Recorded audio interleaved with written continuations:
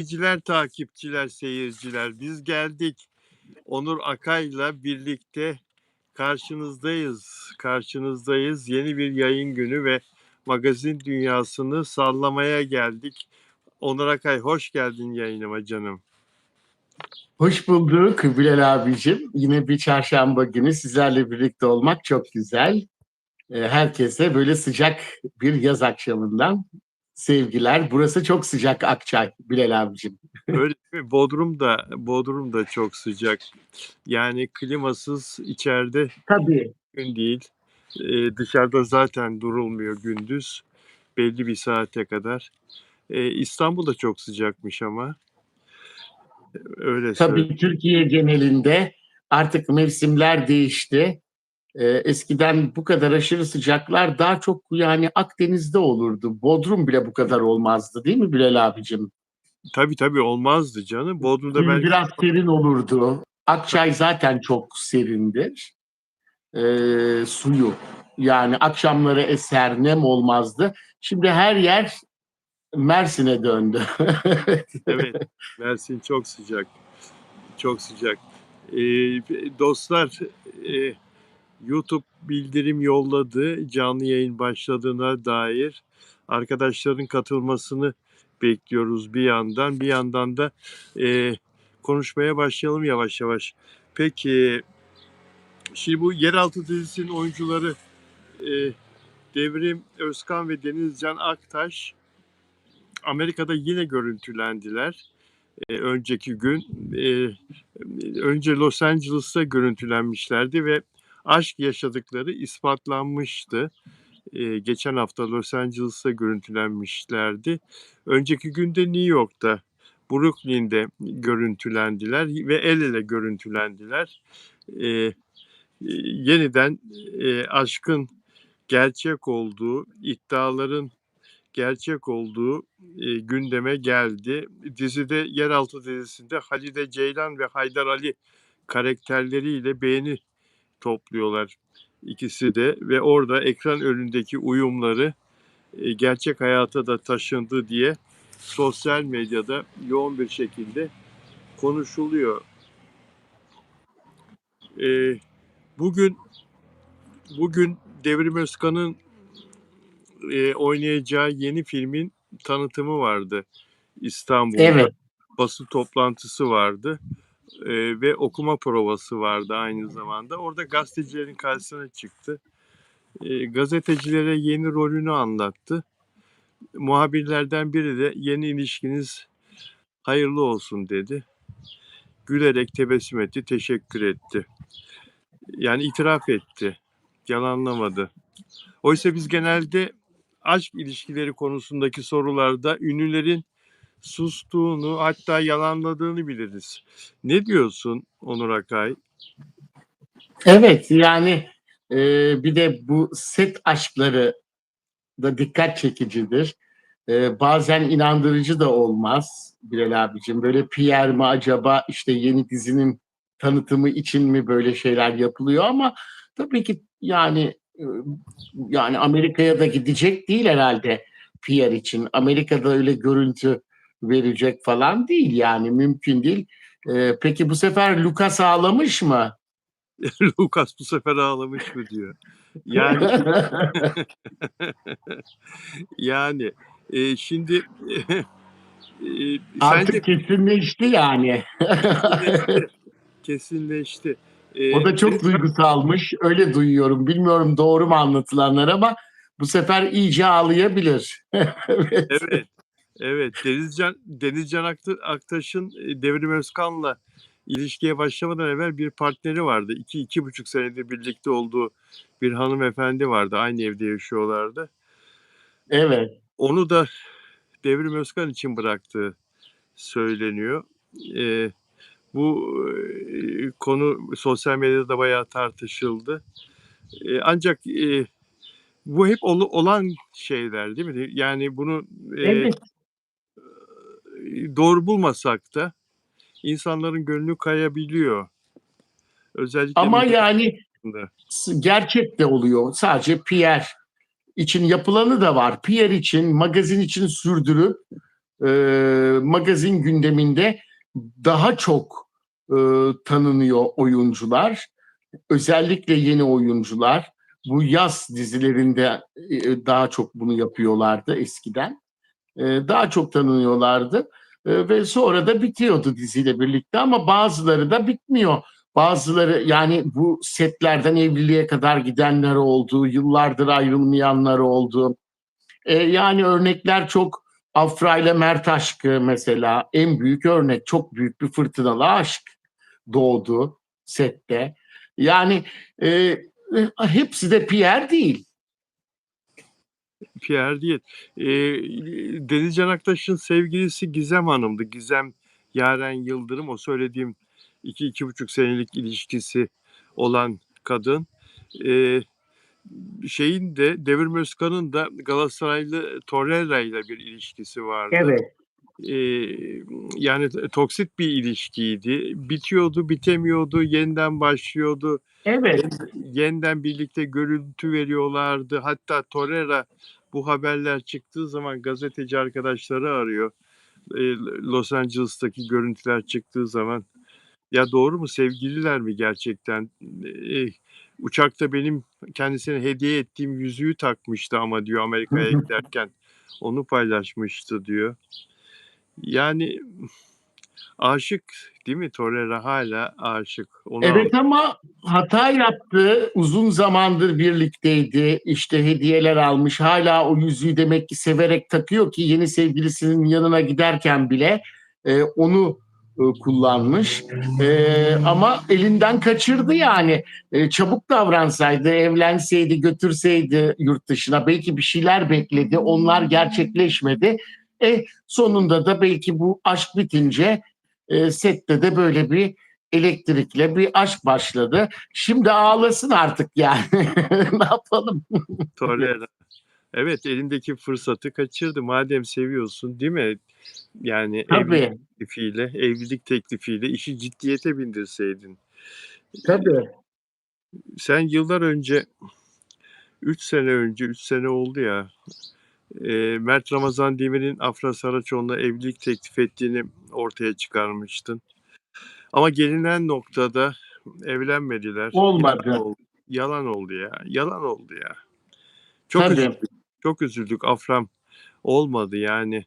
Hala ümit var. Hala ümit var. Bir sürü insan, bir sürü sevenler hala bekliyorlar ama Amerika'ya... Aslında benim duyumlarım çok farklı. Biraz sonra anlatacağım. Ümitten Aa! de öte. Evet. Aa! Aa! Onur Akay, Afram bitmez mi diyorsun yani? Evet, hayır. Yani bitmez Bitti. bitmez. Şimdi Bit ben o konuya gelince bazı şeyler anlatacağım Bilal abicim. Evet. Yani Onur... İstersen o konuya girelim. Hayır, girmeyelim de, ya acaba şimdi senin bu söyleminden ben şunu da mı anlamalıyım? Amerika'ya herkesin zannettiğinin dışında Afra Saraçoğlu Mert Ramazan Demir'le mi gitti demek istiyorsun yani? Öyle bir fikri mi var Hayır yoksa? hayır. Hayır onu demek istemiyorum da Afra orada Amerika'da kimle gitti onu anlatacağım. Ha, Yani onu mutlaka anlatmanı istiyorum evet. zaten. Ben geçen gün 2 gündür yayın yapamıyorum. Biraz rahatsızlığım vardı. Klima çarptı beni. Onu da Öyle bilmiyorum. mi? Çok geçmiş olsun. Teşekkür ederim. Takipçilerime teşekkür ederim. Onun haberini de veremedim. 2 gündür yayın yapmamamın Bana sebebi... da yazmış herkes bugün yayın var mı yok mu? Bilal Evet, Özcan 2 gündür yayın yapmıyor. Ben de herhalde müsait olamadınız diye düşünmüştüm. Çok geçmiş olsun Bilal teşekkür abicim. ederim. Klimada işte öyle sorunları var. Evet, maalesef klimada insanı olumsuz etkileyebiliyor. Ve 2 gün evvel yaptığım yayında da masadaki, yemek masasındaki, Amerika'daki Afra Saraçoğlu'nun babasının oturduğu masadaki bir başka erkeğin eli Poyraz'ın eline ne kadar çok benziyordu. Aman Allah'ım ya, ne kadar çok benziyor. Sordum tabii takipçilere, o mu değil mi, siz ne diyorsunuz diye. Bu arada Onur Akay, şunu da söylemeliyim. Afra Saraçoğlu 2024'te 2 yıl evvel New York'ta babasına gittiğinde, New York'ta dil kursuna giderken New York şehrini babasının bir arkadaşıyla beraber gezmişlerdi grup olarak. Azerbaycanlı bir yakışıklı adamla o zaman ben Evet. Söylemezsem Olmaz programında Dedikodu da çıkmıştı hatta. Dedikodu bir iş adamı diye. Ama evet, evli bir adamdı sanırım. Ben öyle hatırlıyorum. bu dedikodular yoğun şekilde çıkınca ben de ekranda söylemiştim. Ya bu adam Afra'nın yanından ayrılmıyor. Yaşı da yaşına uygun. Birlikte de eğlendiler orada gece kulübünde. Evet. Dans Evet ettiler. hatırlıyorum. Böyle hala gözümde o sahne, o fotoğraf. Evet, yani bu adam nereden çıktı filan. Adam bunu duyuyor. Söylüyorlar ve sinirleniyor. Ben evliyim ya filan diye açıklama yapıyor. Ya evliysen Tabii. yanında biraz rahat bırak kızın. O zaman Mert Ramazan Demir'le ilişkisi var filan. Niye yanında boy gösteriyorsun? Babasında da kabahat. Afra'nın rahat insanlar tabii. Şimdi oradaki dostları, yani çok Dostu yakın babası. dostları var Evet. babasının. Şimdi Afra Saraçoğlu da artık Türkiye'nin en büyük starlarından. Oradaki Türkler de tanıyor, takip ediyor. Zaten yabancılar tanıyor artık. Dünyanın kaç ülkesinde milyonlarca Türk olmayan hayranı var. Oradaki Türkler de onu görmek istiyorlar Bilal abicim. Tabii işte kıramıyor. Babası da davet ediyordur. Öyledir yani. Evet. Ama burada hop oturup hop kalkıyorlar. Afran fanları yani. Bize de sürekli Tabii. olarak yazıyorlar. Yine yani şimdi adam orada gözükünce masada yemek masasında geçen gün paylaşılan fotoğrafların birinde yine o adam oturuyor. Gördük onu orada. İnsanlar nasıl sinirlendiler. Ne işi var onu orada diye. Bak Akobir Azamovic adamın ismi diyor. Arda Alina 87 yazdı. Akobir Azamovic. Azimli olduğu belli de Azamovic'e azimli diyelim biz. İlla Afra'yı tanımak için yanında dolaşıp duran bir adam ya. Yani bunu Vardır öyle de çok. Olmaz mı? peki burada Afra küçüklüğünden beri tavlamaya çalışan kimler olmadı ki daha yani ünlü değilken bile küçükken bile onun hayranı çoktu. O ilk mankenlik yıllarında falan e, Bilal abicim okulunun önüne ya böyle her yere fotoğraflarını asarlardı onun. Afra Saraçoğlu. Erkekler aşkını anlatabilmek için falan. Afra onları kaldırır, yırtar, atar falan. İşte daha birçok şeyler tabii. Onlar tabii o zaman çocuk, küçüklük, gençlik, daha gençlikten bile küçük yani genç bile, genç kız bile değilken yani olan şeyler. Çok yaşı daha küçükken. Evet, Banu Kabaş teşekkür Çok ederim. güzel olduğu için tabii. Evet, çok güzel olduğu için Banu Kabaş geçmiş olsun yazmış. Çok teşekkür ederim. Geçmiş olsun diyen dostlara eksik olmayın.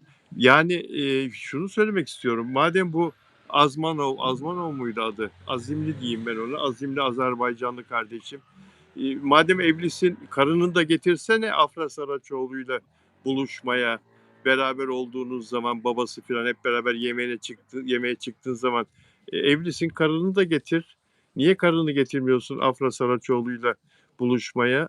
Yani anlayamıyorum ben bazen. O yüzden de yani Onun için işte Bilal abicim bu sene de böyle ne olduysa hep etrafında eller değil mi? o Her yüzden biz yerde de eller. vallahi billahi biz de o yüzden yani nereden neyi bulacağız diye şaşırıyoruz. Bir yerden bir şey Ben şüpheleniyoruz, çözmeye çalışıyoruz. Pardon sözünü kestim. o ellere bence dikkat etsin. En önemlisi tüller değil mi? O tülleri takanlar önemlidir. Türler evet. Profilini bak diyor ki Sema Azerbaycanlı bey evliyim 2 çocuğum var diye Instagram profiline koymuştu diyor. Olsun 2 çocuğu da olsa 4 çocuğu da olsa Evet. erkek erkektir. Peki bu konuyu biraz sonra konuşacağız. Daha doğrusu bu konuyla ilgili yeni gelişmeler var, yeni bilgiler var. Onur Akay'ın da söyleyecekleri var. Konuşacağız arkadaşlar. Taşacak bu denizin esmesi Deniz Baysal hepimizin sevdiği oyuncu. 7 yıllık eşi müzisyen Evet. Barış Yurtçu'dan boşanacak mı acaba? Son günlerde sosyal medyada ve yazılı basında bu konuda hep haberler çıkıyordu. Araları iyi değil diye iddialar dolaşıyordu. Bugün Barış Yurtçu öyle bir video paylaştı ki hepimizin şaşkınlığa uğramasına sebep oldu. O videoda bu hayattaki en önemli şey hayatını kiminle paylaşacağını doğru seçebilmek diye bir cümle kurdu ve daha pek çok şey söyledi. Ne diyorsun Onur Akay? Yani Çok uzun süredir bu dedikodular böyle çıkıyor. evet, Zaten ateş olmayan yerden duman çıkmaz ama şimdi de sinyallerini vermeye başladılar bence Bilal abicim. Demek ki bir sorun var ki ben bayramda falan da böyle bir yalnız geçirdiğini hatırlıyorum, değil mi? Öylelikle evet, evet. başlamıştı. Evet. Şimdi tabii e, Deniz Baysal Trabzon'da dizi seti sebebiyle sene Tabii, boyunca orada İstanbul'a 2 kere 3 kere geliyor sene içinde.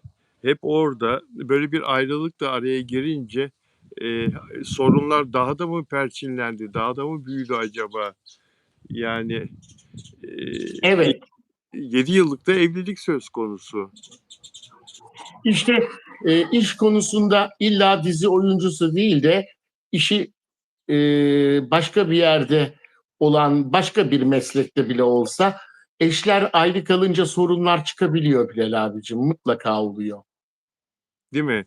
Yani ben ama Bence eşinin onu yalnız bırakmaması önemli konu. Tabii güven olmadan olmaz. Güven olacak ama çok fazla da ayrı kalınca sorunlar mutlaka çıkıyor. Ben bunu çok böyle ayrı mesleklerde de duydum, gördüm. evet, bak diyor ki bir takipçimiz Seren 1618 Deniz Baysal çocuk istemediğini söylüyor. Sebep bu olabilir mi acaba diyor. Keşke bir çocukları olsaydı, keşke olsaydı. Yani o kadar güzel olurdu ki ikisi içinde, Tabii. evlilikleri içinde. E, Eğer bu doğruysa, yani çocuk istemediğini söylüyorsa, eğer Barış Yurtçu da arzu ediyorsa, çocuk istiyorsa, baba olmak istiyorsa, tabii o zaman bu da çok büyük sorun yaratıyor. Belki de onun için mi acaba böyle dedi? Hani insan seçmeli, hayat arkadaşını çok önemli, çok dikkatli seçmeli diye olabilir de, yani bu da bir sorun, yani büyük bir sorun. Bu da büyük bir sorun, katılıyorum. Bu da kırılma sebeplerinden biri ama tek başına bu değildir diye de düşünüyorum. E, Yani, mutlaka Tabii, aralarında başka sorunlar da var. Fakat ben, ihanet olabileceğine asla inanmıyorum. Ne Deniz Baysal'da ne Barış Yurtçu'da. Öyle bir şey olduğuna asla inanmıyorum. Zaten setlerde hiçbir şey gizli kalmaz. Deniz Baysal'ın öyle bir hiçbir şekilde inanmıyorum. Barış Yurtçu da, paylaşımından zaten bugünkü videosundan öyle bir, masum ifade veriyor ki bize ama, tabii. masumluğa da çok fazla inanmamak da lazım aslında. Yere bakan, yürek yakan ne insanlar oldu bugüne kadar. Fakat Tabii ama evet, ihanet olsa daha çabuk bazı şeyler gelişirdi. Bu kadar bravo, sürmezdi. bravo, bravo. Değil mi? Tabii, Hemen anında o ihanet, çünkü e, yani kaldıramaz. Hemen fotoğrafları siliyorlar, işte başka şeyler oluyor, takipten çıkıyor. Artık yani olmuyor. Bunda bence de ihanet yok Bilal abicim. Çok doğru söylüyorsun. bence de ihanet yok. Çok güzel, teşhis ettin. İhanet olsaydı zaten kadın hemen hisseder. Hemen kadınlar Tabii, hemen yakalıyorlar zaten. Eee, Barış Yurtçu'dan da öyle bir şey olmaz. Deniz Baysal da zaten tanıdığımız Deniz evet. Baysal da çok düzgün bir hanımefendi. Eee, Öyle bir şey olacağını zannetmiyorum ama benim dileğim birbirlerine bir şans daha vermeleri. Yani benim arzum o. Bence onu Evet, yaratıyorlar. Uzun süredir böyle herhalde. O şansı verdiler bence Bilal abicim. Çünkü bu bayağı bir zamandır konuşuluyor. İnşallah, hani yani bu videoyla da böyle bardaktaki son damla denir ya, öyle değildir inşallah. Yine ayrılmasınlar tabii ki. Yani mutlu olmalarını ister gönül. Aslında ben onlar birbirlerini hala sevdiğini hissediyorum. değil mi? Bence de yani, eee, Bence de aynı fikirdeyim seninle. Bu arada Süreyya Diker hanımefendi özel abonem. Geçmiş olsun dileğiniz için çok teşekkür ediyorum. Eksik olmayın, sağ olun efendim. Geçti çok şükür. Allah hepimize sağlık versin. Onur Akay'a da bir mesajı var Süreyya Hanım'ın. Onur Akay'a diyor ki sizi daha çok görmek istiyoruz. Daha sık görmek istiyoruz yayınlarda diyor. Ben de öyle istiyorum. Onur Akay'ın da ama bir Tabii. tatile ihtiyacı olduğunu da fark ediyorum. Biraz yorgun görüyorum Onur Akay'ı. Bakalım Onur Akay'ı Bilal abicim, evet, bir tatil olacak ama Ağustos ayından sonra da artık benim de çalışmalarım daha böyle hafifleyeceği için yeni sezonda haftada 2 gün bile yapabiliriz inşallah canlı yayın. canım benim inşallah haftada 2 güne çıkarsak buna en çok bizi izleyenler sevinecekler. Tabii ki ben de çok mutlu olacağım. İnşallah. Ben de öyle. Zaten 2 gün yapıyorduk. Çok da güzeldi. İşte benim biraz da müzik çalışmaları. Şimdi yazın tatil. Biraz böyle bazı festivaller, sahneler var. Onları bitirdiğim vakit yine aynı şekilde 2 gün yaparız inşallah. İnşallah. İnşallah. Afra Saraçoğlu Amerika'ya Poyraz'la mı gitti?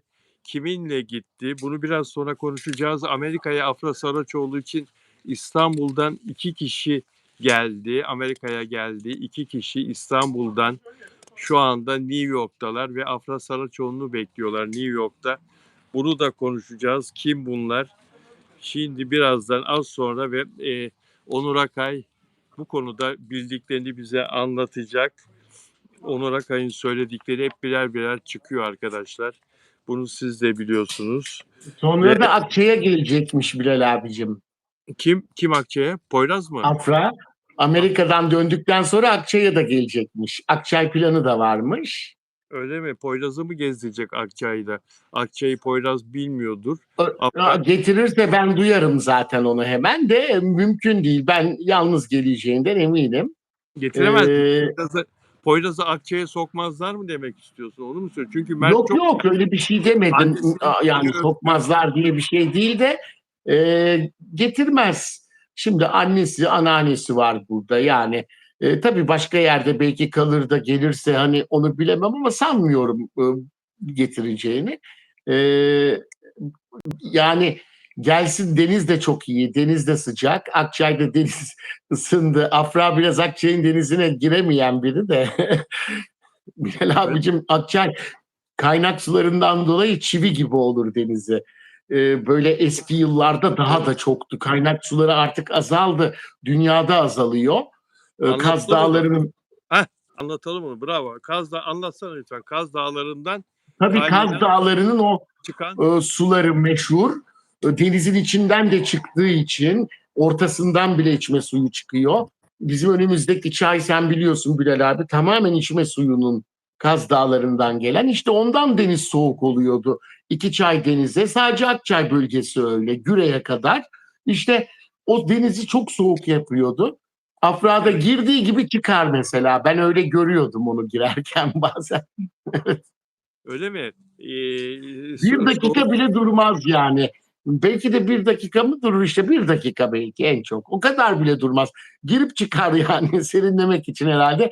Çok çivi gibi, biz de öyleydik yani küçüklüğümüzde. Şimdi ısındı. Hele bu ayda çok şaşırdım yani. Artık neredeyse Akdeniz gibi rahat rahat girebilir denize. Buradan bizi izlerse söyleyeyim dedim. Ben girdim. evet. Peki Afra Saraçoğlu ile Mert Ramazan Demir yine sen böyle bir yaz günü bana demiştin ki Mert'i getirdi buraya. Annesinin elini öptü Mert. Teyzesinin, anneannesinin elini öptü Afra'nın. Ve burada yakında bir yerde kaldılar. Tatil yaptılar demiştin ama zamanını tam şimdi hatırlayamıyorum. Afra Tabii Saraçoğlu'da. Bilal abicim, Afra'yı da Mert de Afra'yı götürdü Şile'ye. Şimdi Orada görenler, fotoğrafını çekenler bile olmuştu. Yani aileler kabul etmişti artık onları. Hala da aileleri birbirlerini çok seviyor. Yani aileler de Afra'nın ailesi de Mert'i, Mert'in ailesi de Afra'yı çok seviyor. Yani işte o yüzden Poyraz'ı getiremez. Yani daha alışması lazım annesinin Poyraz'ın varlığına. Yok, tabii getirmez Getiremez. sanmıyorum. Getiremez. Akçay'ı anne evine, anneanne yanına getiremez. Değil mi? Tabii. Of. Yani biz Poyraz'a alışamayacağız ya. Yani biz vallahi billahi Belki de yani yoktur öyle biri. Bakalım. Şimdi ben birazdan anlatacağım bir şeyler. birazdan anlatacağım diyor. Peki Fahriye Evcen yıllar sonra 4 sene aradan sonra setlere dönüyor. Fahriye Evcen ATV'de arkadaşlar Oktay Kaynarca ile Hamal dizisinde yeni sezonda Oktay Kaynarca ile partner oluyor. Oktay Kaynarca aynı zamanda yapımcı. Film şirketi var Oktay Kaynarca'nın. E, Evet. kendi şirketinden çekecek. Nasıl buldun bu ikiliyi? Fahriye Evcen, Oktay Kaynarca. Yani bence dikkat çekecek. Çok böyle iddialı projelerinden olacak sezon eminim. Çünkü Fahriye Evcen çok uzun zamandır yok e, projelerde. Özlendi. E, Bir de uyum olmuş yani bence. Oktay Kaynarca tabii e, çok daha yıllarda e, çıkmış biri. Yani yaş farkı vardır. Nereden baksak 21 vardır yaş. 15. 21 yaş 21 var. yaş var mı? Oktay Vardır. 61 Çünkü yaşında. Oktay, Fahriye 40 yaşında. evet, ben konservatuvara girdiğimde onlar bitiriyordu. Öyleydi diye hatırlıyorum ben yani. Kazandığım yıllarda. İşte Kanuni Sultan Süleyman rolünde oynayan. Evet evet. Ay şimdi yazarlar arkadaşlar yazsınlar. Ben de birden çıkaramadım. Onlar işte hepsi en son sınıf öğrencileriydi. Daha vardı isimler tabii. Ama Memoliler falan, Sanem Çelikler işte e, onlarla biz hep aynı senenin öğrencileriyiz. Demet Evgar olsun. Daha birçok isim var. Hep Halit Yıldız Ergenç. Kenter'in öğrencileridir hepsi. Ayşe Gök yazdı. Halit Ergenç evet. Halit Halit Ergenç, evet evet, Arzu da gibi. yazdı. Onlar son sınıflardaydı. Bitirmiş, mezun olmuş, arada okula gelirlerdi falan. Öyle yaş farkı var ama öyle çok da şey durmuyor yani. 20 yaşında bir kız değil yani Fahriye Evcen'de, yani yeni çıkmış biri değil. Onun için Oktay, uyum sağlanır. özellikle Oktay Kaynarca sakallarını, beyaz sakallarını, bıyıklarını keserse daha bir yakın olur Daha yaş. da iyi olur. Daha da iyi olur. Dizinin hikayesi büyük şehirde geçen bir güç mücadelesi, hesaplaşmalar ve adalet arayışı etrafında şekillenen oldukça iddialı ve etkileyici bir drama olacağı konuşuluyor. Detayları henüz vermiyorlar. Eee, şimdi aradaki yaş farkı sorun olmaz dedin. Ben de Oktay Kaynarca'nın eee, bu saçları ve şeyleri, sakalları kestikten sonra, beyaz sakalları kestikten sonra yaş farkının çok fazla göze çarpacağını zannetmiyorum. Fahri Evcen'in ancak daha önceki çalıştığı dizilerde Onur Akay hep özel istekleri olurdu sözleşmede. Şart koşardı Fahri Evcen. Haftada 2 gün repo, haftada 2 gün tatil yapacağım, dinleneceğim. Bu diğer oyuncular için biliyorsun haftada bir gündür ve günde 9 saatten fazla çalışmam kuralı. Yani yeri geliyor 14, 15, 16 saat, 18 saate kadar çalışıyor oyuncular, set ekibi. 9 saatten fazla çalışmam. İşte öpüşmem zaten evli barklı olduğu için hani Tabii. Türk kuralları onun vardır hep başından beri. Bekarken Kuralların yanı sıra kaprisleri de varmış Bilal abicim. Ben duyuyordum setten. Bazı böyle kaprisleri de oluyormuş. Yani artık biraz uyum sağlaması lazım. İşte bunlar yüzünden de haftanın 2 günü değil 7 günü tatil verdiler ona. Kaç yıldır? yani Ya tabii ekipte sorun çıkabiliyordu. Niye ona böyle filan diye ama bu yapımcıyla arasındaki sözleşmeyle s o ilgili. ilgili bir şey. Eee Hamile kaldı mesela, devam etmedi. Alparslan Büyük Selçuklu dizisi. Bir Evet, sezon oynadı. Hamile kaldı. Eee, Yani evet, burada da evet. o zaman da çok eleştirildi mesela. Dizi bitsin, ondan sonra hamile kal. Burada 150 kişi ekmek yiyor bu diziden. Onun yerine başka oyuncu geldi filan ama yani böyle bir tatsız tuzsuz bir şey oldu. Eee, Fahriye Evcen'in biraz böyle maalesef eksi diyebileceğimiz yönleri var. Ama Var. ama Daha önce de duyuldu. duyuldu. Evet, Fahriye Evcen farklı biraz. Burak Özçivit'i de kıskanır çok biliyorsun Bilal abicim. Eve bayan arkadaşlarını almaz. Öyle değişik kendine has özgü şeyleri var Fahriye Evcen'in ama işte birazcık yani projelerde yer almaları gerekiyor. Tamam bir efsane Yaprak Dökümü'nde oynadılar ama nereye kadar? Şimdi bir Türkan Şoray, bir Kadir İnanır çok özel filmlere imza atmışlar. Sadece diziyle efsane olunmaz ki. Film projelerinde de yer almaları gerekiyor. Daha fazla yer almaları lazım ki her zaman yepyeni yüzler çıkıyor. Her gün işte her yaz her sezonda yeni oyuncular artık eski oyunculara bakmamaya başlıyor gençler. Onun için iyi sağlam projelerde yer almaları lazım. Yoksa ileride çok çok anılmazlar yani. Çok doğru söylüyorsun. Güzel bir yere taşıdın yayını. O zaman Daha 17 dizisini konuşalım.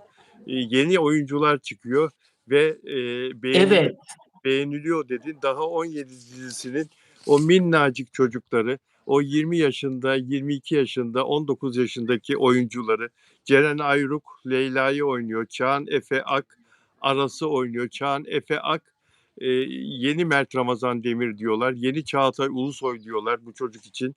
Ve Atay Yaşat, Teoman karakterini oynayan yıkılıyor sosyal medya. Bu gençlerin etrafında dönüyor haberler. Ne kadar çok beğeniliyorlar ve dizi şahlandı gidiyor dizi. Disney evet. dedi 7-7,5 civarında. İstiyorsun Milyonlar takip etmeye başlamış çok kısa sürede. milyonlar takip ediyor. Daha 17 dizisinin oyuncularını. Bak İşte YouTube'da birinci bölüm 27 milyon görüntülenmeye ulaştı. Şimdi beşinci bölüm yayınlandı geçen pazar 2 gün evvel. 2 günde 5 milyon görüntülenme. 2 günde. işte Altıncı bölümün pardon 14 milyon görüntülenme affedersin. 2 günde 14 milyon görüntülenme.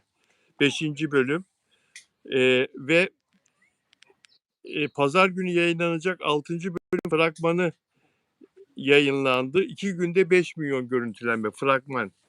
İki çok günde 5 yüksek. değil mi? Yani İnanılmaz. İşte ben bunu demek istedim Bilal abicim.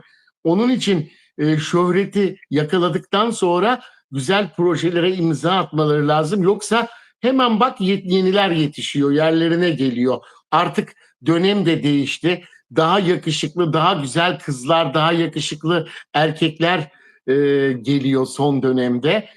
Yani bence daha önceden şöhret olanların bunları iyi değerlendirmesi lazım. evet, dizi rekor üzerine rekor kırıyor.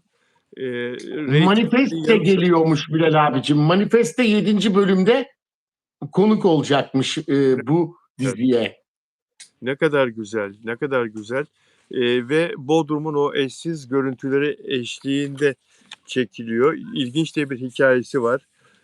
Aras'ın kardeşini arama hikayesi. Aras karakteri Çağan Efe Ak canlandırıyor ve insanlar bayılıyorlar bu çocuğa. Yakışıklı. Ceren Ayruk'la da aralarında birbirlerini iten bir etkileşim var. Muhteşem uyumları zıtlıktan kaynaklanıyor. Senaryoda Evet. karakterleri zıt yazıyor senaristler ama muhteşem bir uyum yakaladılar bu sayede. Birbirlerine aşıklar ama erkek de kızı itiyor. O da aşık ama o da seviyor ama itiyor. Ben seni istemiyorum diyor. İşte Güzel. bu seyirciyi çok meraklandıran bir şey Bilal abicim. Ne zaman bunu sürdürdükçe merak artar. Bravo. Güzel bir şey yakalamışlar. Çok güzel bir şey yakalamışlar. Ya ben dahi diyorum ki ya oğlum yapma kızın kalbini kırıyorsun. Senin de sevdiğini anlıyoruz, biliyoruz. Ama çocuk diyor ki benim derdim diyor aşk değil diyor kendi kendine. Öyle anlıyoruz hissiyatından. Ben diyor yıllardır göremediğim erkek kardeşimi bulma derdindeyim diyor. Kıza da Evet. böyle hissettiriyor filan. Fakat ben bile ya diyorum Allah Allah kızı bu kadar niye üzüyorsun diyorum ya. Herkes aynı fikirde. Ne Yani güzel senaryo bulmuşlar. İşte bu dizi de yeni sezonda da devam eder gider. Yaz dizisi olarak kalmaz bence. devam eder değil mi? Daha 17 dizisi devam etsin, Kesin kesin devam eder. Bu devam kadar etsin. bir izlenme ve takip belli ediyor zaten. Sosyal medya belli eder. Reytingleri de yüksektir bence. Reytingleri çok iyi. 7 civarında reytingler. Tabii. Yaz dizisi için harika bir reyting. Yaz dizisi için çok iyi. Zaten böyle yaz dizileri Bilal abicim mutlaka sezonda kalıyor. Böyle çok yüksek bir tiraj yakalarsa. Değil mi? Sezonda öyle devam Tabii ediyor. çoğu da yaz dizisiyle başlayıp meşhur oldular. Sonra kışında devam ettiler. Can Yaman da öyleydi. Aynen. Aynen. Erkenci Kuşu söylüyorsun. Demet Tabii Öz tabii. Demet Özdemir'le oynadı. Evet, sevgili Onur Akay, köpek ısırmıştı seni, saldırıya uğramıştın Akçay'da Evet. ve çok kötü yaralanmıştın. Yavaş yavaş iyileştiğini fark ediyorum ama tabii sende yarattığı Tabii izler daha böyle duruyor. Evet. duruyor. Bir şey paylaştın, dava sonuçlandı diye. Anlatsana lütfen. Bilal abicim ben aslında şikayetçi olmadım. Fakat tabii bu konu basında çok fazla yer alınca, sürekli konuşulunca doktorlar tarafından, işte sizler tarafından e, tabii kamu davası açıldı. Yani e, Pitbull'un hangi yöne gittiğini kameralarla tespit edip sahibine ulaşılmış, kamu davası açılmış. Zaten tutuklandığını da basın yazmıştı. Şimdi Fakat daha şunu söyleyelim. Pitbull'u tasmasız bırakmış adam. Tasma takmamış boynuna. Pitbull da serseri bir şekilde sokaklarda gezerken seni görüyor ve sen de o sırada küçük köpeğini gezdiriyorsun. Pitbull tabii Leo'yu küçük köpeğini görünce Pitbull çıldırıyor. Onu öldürmek için tabii ona saldırırken sana da saldırıyor. Sen onu koruduğun için. tabii ben önce sokak köpeği zannettiğim için Leo'yu ben hemen bazı böyle agresif sokak köpekleri de olabiliyor. Koşuyor. Kucağıma alınca onlar duruyor. Ben onu da öyle zannettim. Yaklaşınca pitbull olduğunu anladım. Ben de pitbull olduğunu anlayınca tabii birdenbire arkamdaki yola atmışım Leo'yu. Fırlatıp. Fırlatma o kurtulsun diye ama Pitbull bu sefer sana saldırıyor. Tabii. Ama o saniyeler içinde oluyor. O bir anda yüzüme geldi zaten. Tutmadı zaten Bilal abi. Tutsa belki kopar yani burnum. Onun o tutması çok büyük baskıymış. Ben onu ittirip yüksek sesle bağırınca böyle dişinin şöyle geçmesi bile kesti yani. 9 dikiş orada bir parça böyle şey oldu. Dudağıma 3 dikiş. O, yani bir daha saldırsa da o zaman daha da kötü olacak tabii. Saldırmadı. Bağırmak, yüksek ses onları korkuturmuş. O arada da arkadaki yola fırlattığımda bir hanım görüyor. Alıp hemen arkadaki siteye sokuyor Leo'yu. Belki onun peşinden yine gidebilirdi. Of, of. Ve sonra sen hastanede tedavi olurken bunun sahibini polisler gidiyorlar, buluyorlar ve tasmasız Tabii gezdirdiği için ve bu hayvan da vahşi bir hayvan. Silah mı sayılıyor mahkemede? Ne oldu şimdi? silah Tutuklanıyor. sayıldı. Kamu Tutuklanıyor. davasının sonucunda çok yüksek bir ceza. Hem 95 bin küsür 589 lira 95 bin verildi ceza. Bu Evet, hepsine veriliyormuş. Eğer ağızlıksız gezdirirlerse, tasmasız gezdirirlerse pitbull'u. Ve de ayrıca da dava sonuçlandı. Yani karar verdi. hayır. 6 yıl hapis cezası verildi. Çok Köpeğin yüksek. sahibi 6 yıl hapis yatacak. Oo. Evet, Oo. evet. 6 yıl hapis Ama tabii cezası. yüksek mahkemeye başvurup da hani bozulmazsa karar bilmiyorum tabii ki. Ama emsal sayılıyor. Daha önce de bozmamış. Yani bunu silah sayıyorlar sanırım. Çünkü yasaklı ırk. Ona göre bakacak. Aşısını yaptıracak, tasmasını takacak. Bir sürü onun yapması gerektiği kurallar var. Uymayınca da tabii karşıyı yaralama sayıyor. Yani kasten yaralama saymış. Kasten yaralama sayılıyor. Köpeği de Aslında kabul etmemiş. Ben sahibi değilim bile demiş. aa, Evet. aa. Peki Ama tabii ispatları var. ispatları var. Peki pitbull ne oldu? Hayvan ne oldu? Hayvana ne O da yaptılar? rehabilitasyon merkezinde hiç yani onu uyutmamışlar bile. Rehabilite oluyor yani. Rehabilitasyon merkezindeymiş burada. He, şeyde Akçay'da hayvan Balıkesir balık sanıyorum. Evet, evet. hayvanı rehabilite edecekler. Yani orada eğiterek belki daha böyle bir sakinleşmesini sağlayacaklar. E, Evet. bek, Artık bekçi köpeği tabii ben olarak bilmiyorum filan, o. bekçi köpeği olarak filan fabrikalarda filan artık değil mi? Bakılır, kullanılır hayvan. Niye öldürürsün ki hayvan? Hayvanın Tabii. Tabii sahibinde tabii. kabahat. Benim şeyde hakkım varmış, tazminat davası açma hakkım, ama ben düşünmüyorum Bilal abicim, ne gerek var? Çünkü burada köpeğin de suçu yok. Sahibi işte emsal bir şey aldı. Burada para önemli değil ki, bu işte can önemli ya, vicdan önemli. Ben zaten bir şey için hani nasıl söyleyeyim, bir intikam için olsa ben dava açarım yani. Ben şikayetçi bile olmadım. Evet, evet ama kamu davası bırakmaz hiçbir zaman kamu davası Tabii açılır. insanların yani toplumun güvenliği açısından da önemli bir şey bu. Bir tek yani kişisel bir dava değil aslında. Evet. Yazık hayvana Orada ya. bir çocuk da olabilir. Ölenler oldu pitbull saldırısıyla, çocuklar e, Of. olabilirdi. Benden Yazmış. sonra gidip ona saldırabilirdi. Her şey olabilirdi. Evet, takipçimiz yazmış. Bir çocuğa da saldırmıştı. Yine böyle bir pitbull olayı anlatıyor takipçimiz. Yani aman köpek sahiplerine şu mesajı verelim. Yani tabii ki vahşi köpeklerin aslında sokaklarda gezdirilmesi filan bile ya bunları zaten laboratuvarda üretiyorlar. Bu böyle iri Tabii, ırkları, vahşi köpekleri çok tehlikeli. Eee, ama normal köpeklerinizi bile tasmasız gezdirmeyin arkadaşlar. Tasmasız gezdirirseniz normal köpek birisini ısırırsa, bir çocuğu ısırırsa filan mahkemeye verirlerse valla sürünürsünüz. Ben söyleyeyim size. tabii. Aynen öyle. Çok dikkat Sürünürsünüz. etmek lazım. Köpek Tabii. yerleri varsa eğer, e, hani kapalı, sadece köpeklerin koştuğu, gezdiği, orada serbest bırakabilirler. Evet ama sokaklarda, caddelerde yani mutlaka tasmayla gezdirin köpeklerinizi. Bakın Tabii, cezalar çok ağır, çok ciddi. çok çok ağır. Çünkü İşte ben de onun için paylaştım. Hani insanlar görsün, bu tarz köpekleri, yasaklıkları besliyorlarsa örnek olsun, dikkat etsinler diye, başkasının başına gelmesin diye paylaştım Bilal abiciğim. iyi yaptın. Çok büyük geçmiş olsun sana. Artık sana da bir sıkıntı olmasın. Yeter. Yeter. Yani Teşekkür ederim. sana da hep nazar değiyor.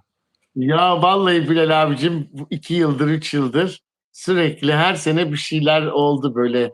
Yumruk mu yemedim, dişimi mi kırmadılar, bayıldım, tansiyonlar yükseldi yazılardan hep.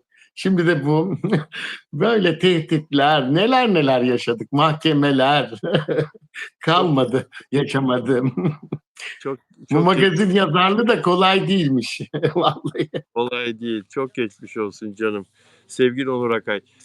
Dostlar beğen yaparsanız mutlu oluruz. Sizlerin beğen yapması bizler için önemli biliyorsunuz. Ve abone olarak bizi izlerseniz yine seviniriz arkadaşlar. Algoritmanın bizi tanıması, bizi yukarılara çıkarması için Sizlerin abone olmanız, beğen yapmanız çok kıymetli ve özel abone de olabilirsiniz arzu ederseniz. Bunun için yapmanız gereken şey açıklama kısmında eee, bilgi var. O bilgileri takip ederseniz özel abone, özel üye olabiliyorsunuz hesabıma. Süreyya Diker buradaydı. Süreyya Hanım özel abonem. Kendisine bir kez daha merhaba diyorum. Nelide Manzano'yu göremedim Arjantin'den. Nelide Hanım'a da selam verelim biz buradan. O bizi izler. Delfina Dimasio Şili'den özel aboneme de merhaba. Lidya Fransa'dan arkadaşımız. Lidya hepimizin çok sevdiği dostumuz. Ona da merhaba dedik. Ve Monica Vasconcelos Brezilya'dan özel abonem. Kendisine de buradan sevgilerimi gönderiyorum. Ne güzel İstanbul'dan yazılar da yazıyorlar Bilal abicim, bu izleyicilerin. Okuyorsun, duyuyorum ben bütün yayınlarını izlediğim için senin. Çok da Evet, güzel şeyler yazıyorlar yani. Evet, çok güzel yorumlarda bulunuyorlar. evet. Moderatörlerimi de sayayım. Caner Tuzcu, çalışkan moderatörlerim. Servin İşi Sağlam, Banu Kabaş. Onlara da emeklerinden dolayı Hepsine ben de teşekkür ediyorum. Hepsini tanıyorum. Evet. onlara da emeklerinden dolayı teşekkür ediyoruz dostlar. Ve Afra Saraçoğlu, Mert Ramazan Demir haberine geçelim arkadaşlar. Sevgili Onur Akay, Afra Saraçoğlu'nun Amerika'dan paylaştığı fotoğraflar sosyal medyada çok büyük bir ilgi çekti. Babasının yanında e, ormanda yürüyüş yaparken Evet. daha sonrasında e, deniz kenarı, göl kenarı artık son derece güzel görüntüler gönderdi sosyal medyasından. Hepimizin içi açıldı ve çok sorduk kiminle gitti Amerika'ya diye. Ee, Acaba Poyraz'ı götürdü mü yanında? Mert Ramazan Demir'le barıştı mı? Onunla mı beraber? Bir de o Azerbaycanlı babasının arkadaşı masada görünce nevrim döndü benim o adamı. Ee, Sen ne diyorsun? Afra Saraçoğlu Amerika'ya kiminle gitti? Bilal abicim, Afra Saraçoğlu Amerika'ya yalnız gitti. Hiç kimse yok yanında. Emin misin? Tek başına gitti. Ben bunu sağlam kaynaktan öğrendim. Bundan önceki tatile de tek başına gitmiş. Hangisine? Şeyde hani İtalya. el vardı ya, böyle limonlar, Evet, evet İtalya'da. limonlar falan. O Evet. orada ona hizmet eden kişiye ait. Ona da tek gitmiş. Ondan sonra da Amerika'ya geçiyor. Sonra da işte gelecek, annesiyle tatiller yapacak burada. İşte babasını görmeye de gitme planını yapmış. Kesinlikle Poyraz Yosmoğlu yanında değil. Ha, Evet, değil. Onu da kesinlikle yakında anlarlar. Belki Türkiye'ye dönerken diğerinden dönerken demek ki yakalayamadılar. Aktarmalı falan mı gitti? Ne yaptı? Nasıl oldu bilmiyorum. Oradan mı direkt geçti? Türkiye'ye hiç gelmeden, yani aktarmalı diyorum. or Bulunduğu yerden geçmiştir. Ondan dolayı Türkiye'de havalimanına indiği zaman yakalarlarsa Hidayet, anlayacaklar zaten Hidayet yalnız olduğunu. çiçekleri atma, çiçekleri koparma. Pardon, pardon. Oğlum Hidayet Tabii. ağaç buduyor da. Efendim oğlum? Yani çiçeklere değil de evet. Pardon, evet. Evet Bilal abicim. Zaten havalimanına gelince görüntü alırlarsa, haberleri olursa muhabirlerin, yalnız olduğunu görecek herkes. Yalnız olduğunu görecek herkes diyorsun. Ya Poyraz Yosmoğlu'nu bir daha belki böyle hiç duymayabilirler bile hayatlarında. Yani insanlar böylelikle kapanıp bitebilir bile Bilal abicim. Ben çok böyle değişik şeyler duyuyorum. Kaynakları tabii söyleyemiyorum ama e, bence bu ilişki yok yani. Evet. Ve şimdi biraz İnsanlar evvel bana kızabilir. Bilmiyorum, zaten yazıyorlar X'de falan. Bazen ben de rastlıyorum. Söylüyorlar insanlar, okuyanlar. Ama ben bunu önemli kaynaklardan duyuyorum. Öyle bir şey yok. O niye öyle yapıldı? Neden öyle yazdılar? Zaten karşımıza el ele çıkmadılar ki. Biz aşk yaşıyoruz demedi ki. Öyle bir arkadaş camiasının içinde bir tanesini orada görüntülendi. Başkaları da varmış hep yanlarında. Bir tanesini de işte zaten ilk gittiğinde tanışmışlardı. Herhalde o arabayla da almaya gitti. Bir yere gidiyorlardı. Arkadaşı olabilir. Arnavutköy'den belki o aldı arabayla Afra'yı. Rica etti. Arkadaş grubuyla görüşmüş olabilirler. Sonrasında bir yerde otururken bile çekmediler onu. Onları ya basın gidip niye takip etmedi o gün? O arabanın peşine eskiden takılırlardı herkesin. Evet, doğru söylüyorsun. Poyraz arkadaşımız yazdı demin. Sıla Deveci yazdı. Poyraz Afra Saraçoğlu'nun hiçbir paylaşımını beğenmiyor diye. Neden beğenmiyor acaba? Yani bir ilişki varsa insanlar birbirlerinin paylaşımını beğenmez mi? Beğenir ya. Yani hiç değilse bir Tabii, tanesine beğen koyar. Neden beğenmiyor tabii, acaba? tabii. Yani benim duyduğum kaynaklar sağlam. Yakında anlayacak insanlar zaten. E, Belki de Afram hala birlikte. Bakalım neler olacak. Ben şimdi tatile gideceğim Bilal abicim. Bir iki hafta yokum. Nereye gidiyorsun? Amerika'ya mı Bu gidiyorsun? sefer Akdeniz. Ha, ha, Akdeniz. ha, buradasın. Şimdi Ben de biz zannettim Ege'deyiz. Tabii Afra'ya gidiyorsun. Buradasın. işte bu hafta sonu gidiyorum. İşte bir iki hafta yayınlarınızda olamayacağım ama sonra bu konuyla ilgili belki de bombalar yine de bir şey olursa yazarım zaten. Atilden de olsa. Ben seni ararım valla. Sormak için, danışmak için çok sıkışırsam çünkü senin istihbarat kaynakların çok kuvvetli. Her Çok zaman ben ararım seni bildiririm Bilal abicim önemli bir şey olursa ama yani bu yaz zaten herkes her şeyin ne olduğunu bence anlayacak. Az bir zaman kaldı. E, çok çok çekilir. böyle şaşıracakları şeyler duyabilirler. Afram sevinebilir bile yani. Ben öyle şeyler duyuyorum. Ümit vermek için söylemiyorum bunu.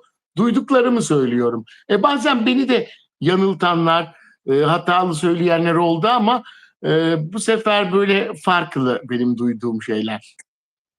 Evet, Söylenmez canlı yayında ama güzel şeyler yani. Bizim hepimizin hoşuna gidecek. Afram hayranlarının hoşuna gidecek şeyler duyuyorum. ne kadar güzel. Afra'nın poz verirken giydiği bikini yok satmış. Stoklarda bitmiş. Depolar boşalmış. Geçen gün paylaştığı bikini, Amerika'da giydiği bikini yok satmış. Ne kadar büyük bir etkisi var hayranları üzerinde. İnsanların Tabii, kendi bikinisi varsa bile mutlaka Afra Saraçoğlu'nun giydiği bikininden de sahip olmak istiyorlar insanlar. Enteresan, tabii. enteresan. Bu arada Mert Ramazan Öyle kişiler var. var. Mert Ramazan Demir de Instagram hesabında 20 civarında postu sildi. Bu çocuk da sosyal medyada böyle değişik değişik davranışlar içinde. Niye siler ki insan 20 civarında postunu sildi ya? Temizlik yaptı. Kim bilir ne düşündü o postlarla ilgili Mert Ramazan Demir. Acaba Mert Ramazan Demir e, bunalımda mı?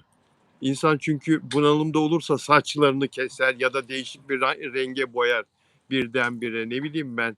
Postları hep beraber silmek hepsini. 80 tane postum var zaten. 20'sini silmek ne demek yani? Bir şeye mi kızdı acaba? Enteresan geldi bana. Ama onun içindeki sildiklerinin çoğu da kendisiyle ilgili şeylermiş yani. Kendi Evet, fotoğrafları. evet, evet, evet. Evet, böyle zaman zaman olabiliyor. Belki şimdiki fiziğini daha çok beğeniyordur. O anki görüntülerinin kalmasını istemeyen kişiler olabiliyor. İşte spor yapmaya devam ediyor, vücudu daha değişiyor. Ne bileyim daha oturuyor. Yaş geçtikçe sanatçıların yüzü oturur. Kendisi güzelleşir. Sanatçılar yaş aldıkça aslında güzelleşir Bilal abicim. Yani oturur her şey.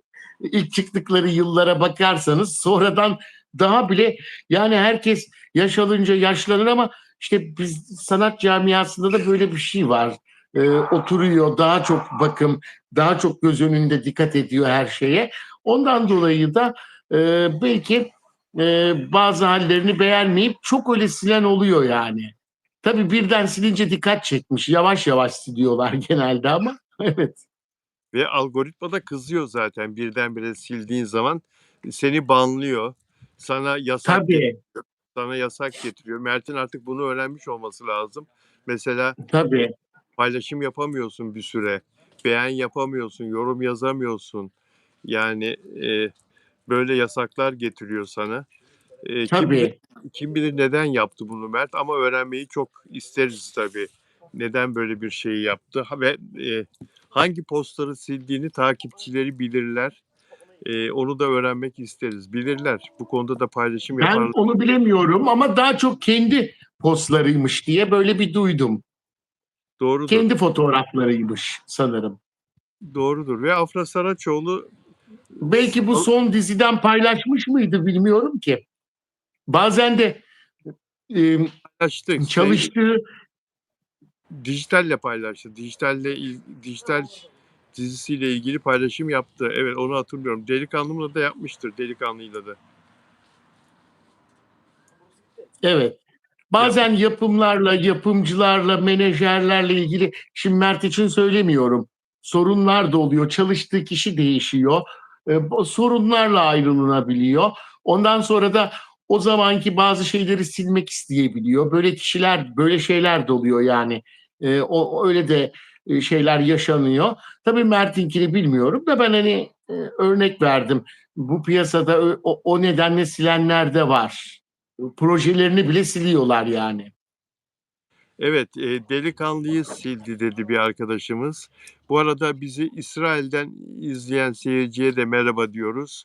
Ve Kazakistan'dan izlediğini yazan seyirciye de merhaba diyoruz. Çok şükür dünyanın her yerinden izleniyor yayınlarımız. Çok teşekkür ediyoruz bizi izleyen dostlara. Yayın bittikten sonra şunu da söyleyeyim, yayın bittikten sonra YouTube altyazıları, çeşitli dillerde altyazıları yazmama hemen müsaade etmiyor. Altyazıları çevirmeme belli bir süre veriyor. Bazen o süre gecikebiliyor işte. Hatta bir gece saat 24'e kadar altyazı yazmak için bekledim. Zaman zaman girip çıktım. Baktım müsaade ediyor mu YouTube diye. Hayır. Ve yattım uyudum. Ancak ertesi sabah kalktığımda altyazılara müsaade edildiğini görebildim ve altyazılar ertesi güne kalmıştı. Bana kızıyorsunuz, defalarca yazıyorsunuz altyazı diye, her dilde yazıyorsunuz. Ama gecikmeler benden kaynaklanmıyor, inanın. YouTube Evet. müsaade ettiği zaman bunu yapabiliyoruz. Peki şimdi Neslişah Afra Saraçoğlu'nun çok yakın arkadaşı Nesli Hanım. Hep öyle biliyoruz. Her yere götürüyordu onu, yurt dışı tatillerine falan da. Bir süredir Nesli ile ilgili bir paylaşımı da yok, bir beğen de yok ve yanında da değil. Acaba diyorlar Nesli ile arasına kara kedi mi girdi? Bu bir enteresan bir not olarak kenarda dursun. Eee, Şunu da söylemek istiyorum. Afra'nın diğer iki yakın arkadaşı Hakan ve Yeşim şu anda New York ve oradan paylaşımlar yaptılar. Afra Saraçoğlu'yla New York'ta buluşacakları konuşuluyor. Afra Olabilir. New York'un keyfini çıkarmaya başlayacak o zaman bu iki yakın arkadaşıyla. Tabii. Ama o Olabilir. evet. Ama babasının yanında yalnız Bilal abicim. Babasının yanında yalnız. Evet. New York'a babasıyla, bu arkadaşlarıyla buluşmaya gittiğinde babasıyla da gidebilir. Olabilir. Olabilir. Beraber. Ama o Azeri'yi götürmesin ya. Azeri gelmesin oraya. O Azeri iş adamı. Çünkü Evet. şimdi geceleri akacaklar biliyorsun. Afra eğlenmeyi seviyor. New York'un gece hayatı Tabii. sen benden iyi bilirsin. Sabaha kadar dans, dans, dans. Bu Azeri ile dans etmesin ya. Vallahi ya. Bakalım artık neler göreceğiz. Hangi eller masada onları araştıracağız. Yani evet. Ya biz istemiyoruz. Afra Bu Saraçoğlu'nun sene böyle ellere kaldık. İki ellere anlamda da denir ya, hem el hem de eller. Böyle elleri konuşup duruyoruz. İnşallah aslına dönüşü olsun, rücu etsin. inşallah. Peki şu konuyu da söylemek istiyorum. Afra Saraçoğlu hakikaten çok temiz kalpli bir insan. Bunu niye söyledim şimdi durup dururken değil. Özge Özpirinç'i sevdiğimiz oyuncu İtalya'da Sicilya'da bir ödül aldı. Ee, Sinematik mükemmellik ödülü. Sinematik mükemmellik ödülü. Bugüne kadarki çalışmalarından ve kadın dizisi İtalya'da rekorlar kırdı geçtiğimiz yıllarda Özge Özpirinç'in. İtalyanlar onu çok sevdiler ve diğer işlerini de takip ettiler. Kadın dizisinden sonra diğer işlerine de baktılar. Eskiden yaptığı işlere filan. Ve ona e, Sicilya'da bir film festivalinde onur ödülü anlamına gelen sinematik mükemmellik ödülü verdiler. Özge Özpirinç'in bu ödülü aldıktan sonraki paylaşımının altına beğen yapanlardan biri Afra Saraçoğlu'ydu. Ne kadar güzel değil mi? Meslektaşını kıskanmadan beğen yapıp Tabii. çok da güzel bir yorum yazdı. Ne kadar güzel diye yazdı altına İngilizce olarak. Tebrik etti ödülünü. Sen Afra'yı Bilal tanıyorsun. abicim, arkadaşlarına değer veren Evet, çok nadir biridir Afra. Yani yüreği çok özel olan, gerçek dostların, arkadaşlarına inanılmaz değer verir. Hepsiyle hala görüşür. ne kadar güzel değil mi? Yani kıskançlık yok bak. Başkası olsa ya bana niye ödül verilmedi de ona verildi filan diye böyle bir yapar yani kıskanır insanlar. Öyle kişiler de var ama işte öyle kişilerin de yolunda mutlaka bazı engeller çıkıyor. Böyle e, güzel enerjisi olan kişilere de pozitif güzel şeyler geliyor. Evet. Afra ile olan afişi duruyor diyor Elif Mert Ramazan Demir'in. Bir arkadaş da demiş ki Afra'nın çektiği resimleri silmiş diyor Mert Ramazan Demir için. Ve bir programda da söylemişti diyor bir arkadaş.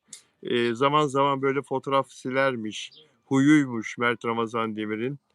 E, Mert'le Afra'nın arkadaşları evlenmelerini, beraber olmalarını istemiyorlar diyor Süreyya Diker. Ee, Arkadaşlar istemiyor olabilir. Evet Süreyya Hanım haklı olabilir. Çünkü bu sefer kendileri devreden çıkacak. Onlar evlenirlerse kendilerine daha az zaman ayıracaklar. Avuçlarının içine alamayacaklar Afra'yı ve Mert'i. Yakın arkadaşlıklarda böyle kıskançlıklar olur değil mi? Olur. Başkasından Mutlaka kıskan. olur. Tabii başka şeyler bile oluyor. Daha neler oluyor neler Bilal abicim. Onun için çevrenin yüzünden de zaten Afram sorun yaşadı. Yaşadı. Afra ve Mert'in yaşadığı sorunlar oldu. Hem çevre hem iş olarak da çalışma arkadaşlarının yüzünden de yaşadılar yani. Çok doğru. Bak şimdi bir arkadaş hatırlatıyor. Hande ile Serenay bize hatırlatan da Gülden Nal. Hande ile Serenay bu konuda çok kıskançlar. Özge Özpirinç'i beğendi ya, takdir etti ya Afra Saraçoğlu. E, Çok kıskançlar diyor Hande ile Serenay. Bencillik derecesinde kıskançlar. Bir arkadaş da diyor ki Onur Akay Lizbon tatilini silmemiş. Ya nasıl silecek be kardeşim? Nasıl silecek ya? Lizbon Değil tatilini mi? silecek ya. Silmek mümkün mü ya? Yani tüylerim diken diken oldu ha vallahi billahi. Silmemiş diye yazınca arkadaş. Mert'le Afra'nın Lizbon tatili üzerine film çekilecek kadar değerli. İspanya, dönüşte İspanya, Madrid. Madrid'de ona bir saat hediye etmişti Mert Ramazan Demir. Lakos saat miydi? Birlikte bir Evet, dükkana girmişlerdi ve orada bir saat alıp hediye etmişti filan. Yani ve konsere gitmişlerdi hem Portekiz'de evet. Lisbon'da, hem Madrid'de konserde fotoğrafları çekilmişti hayranları tarafından. Ya, güzel günlerdi onlar için de, biz onları sevenler için de güzel günlerdi. Silemezler. Tabii, tabii. Hep beraber, hep böyle yayınlarla yaşadık onları Bilal abicim, değil mi? Ne yayınlar yapıldı, neler neler yaptık. Silemezler gönlümden. Neydi o? Nasıldı o şarkı? Çok da güzel. İşte bak tam üstüne denk getirdim ya. Hadi bir kuble Silemezler lütfen. gönlümden. İlk Muazzez Abacı rahmetli söylemişti. Hadi bir kuble lütfen. Yayını öyle bitirelim.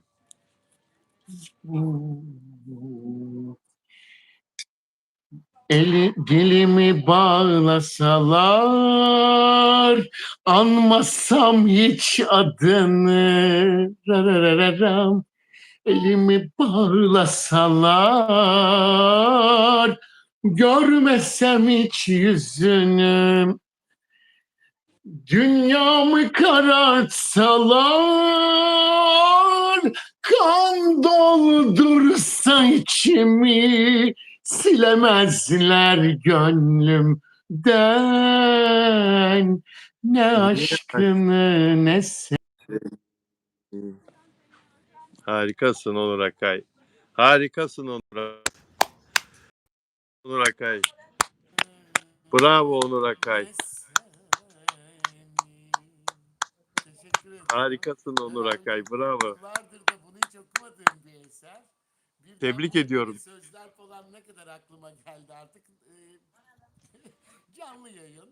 Öyle gelmese de ben de şairlik olunca yeniden yazıyorum zaten.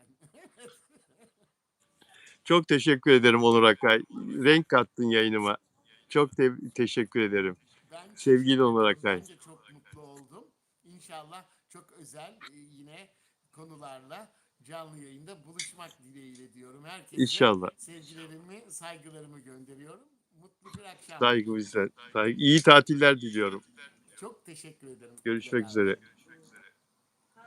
Arkadaşlar evet çok güzel bir şarkıyla Türk sanat müziğinin çok güzel bir eseriyle Onur Akay taçlandırdı yayınımızı sağ olsun. Mert Afra'yı silemez, Afra Mert'i silemez gönüllerinden. Onlar birbirleri için yaratılmışlardır. İnşallah en kısa zamanda da Afram tekrar canlanır, geri gelir. Peki arkadaşlar görüşmek üzere. Yarın Allah izin verirse yine burada olacağım. Sevgiler.